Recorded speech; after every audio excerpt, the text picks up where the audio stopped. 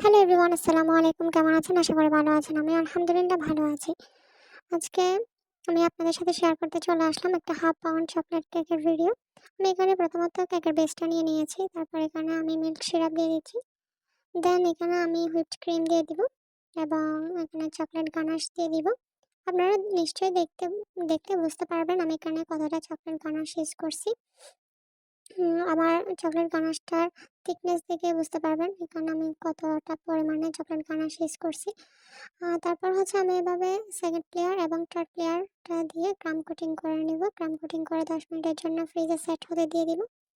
আপনারা যারা এখনও আমার ফেসবুক পেজ তাসুস কুকিং ফলো করেন নাই তারা প্লিজ আমার ফেসবুক পেজ তাসুস কুকিং ফলো করবেন এবং লাইক, কমেন্ট, শেয়ার দিয়ে পাশে থাকবেন।